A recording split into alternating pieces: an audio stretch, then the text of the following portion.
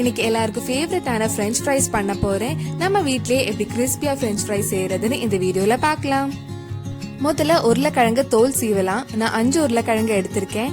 இதுக்கு கொஞ்சம் நீளமான உருளைக்கிழங்கு எடுத்தா French friesம் நமக்கு நீளமா கிடைக்கும். நல்லா வாஷ் பண்ணதுக்கு அப்புறம் French fries ஷேப்ல ஸ்டிக் மாதிரி கட் பண்ணி எடுக்கலாம். உங்களுக்கு வெஜிடபிள்ஸ் நல்லா கட் பண்ண வரும்னா இன்னும் யூனிஃபார்மா அழகா கட் பண்ணிக்கோங்க. நான் எனக்கு தெரிஞ்ச மாதிரி கட் பண்ணி வச்சிருக்கேன்.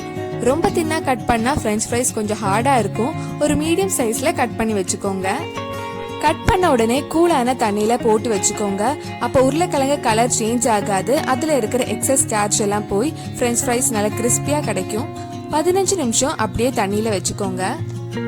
இன்னொரு பவுல்ல சுடு தண்ணி எடுத்து வச்சிருக்கேன். அதுல 1 டேபிள் ஸ்பூன் உப்பு போட்டு மிக்ஸ் பண்ணதுக்கு அப்புறம் நம்ம ஊற வச்சிருந்த உருளைக்கிழங்கு இந்த சுடு தண்ணியில 10 நிமிஷம் ஊற வச்சிடலாம். அப்போ உருளைக்கிழங்கு இன்னும் கொஞ்சம் சாஃப்டா இருக்கும். 10 நிமிஷத்துக்கு அப்புறம் உருளைக்கிழங்கு தண்ணியில இருந்து எடுத்து ஒரு டவல் இல்லைன்னா பேப்பர்ல தண்ணி எதுவும் இல்லாம நல்லா காய வச்சு எடுக்கலாம்.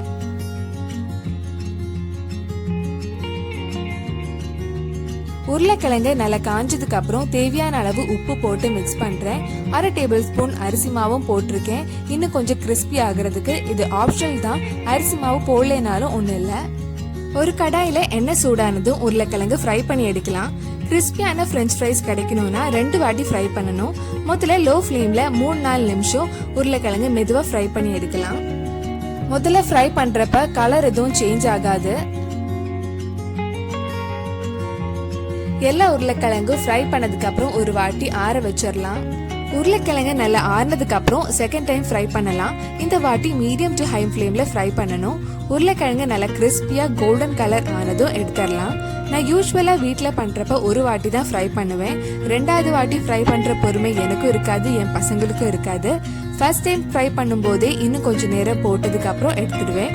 நல்ல கிறிஸ்பியான French fries கிடைக்கணும்னா என்ன மாதிரி சோம்பேறியா இருக்காம 2 வாட்டி ஃப்ரை பண்ணாதான் நல்ல கிறிஸ்பியான French fries கிடைக்கும். நம்ம French fries ரெடி ஆயிடுச்சு. இந்த கிறிஸ்பியான French fries நீங்களும் ட்ரை பண்ணி பாருங்க. உங்க வீட்ல குட்டீஸ் இருந்தா அவங்களுக்கு ரொம்ப பிடிக்கும். செஞ்சு பார்த்துட்டு எப்படி இருந்ததுன்னு கீழே கமெண்ட் பாக்ஸ்ல சொல்லுங்க.